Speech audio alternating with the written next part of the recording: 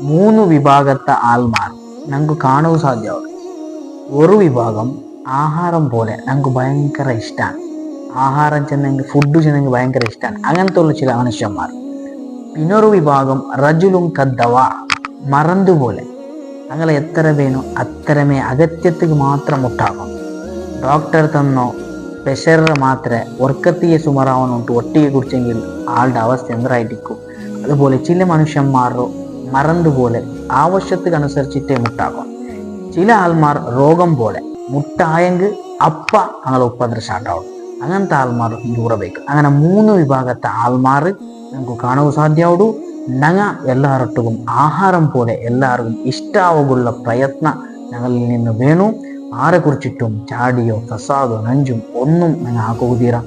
അപ്പലായിട്ടിക്ക് ഒരു സലീമായ കൽബുള്ള മുഅ്മിൻ ഞങ്ങൾ ആവുക സാധ്യമാവും.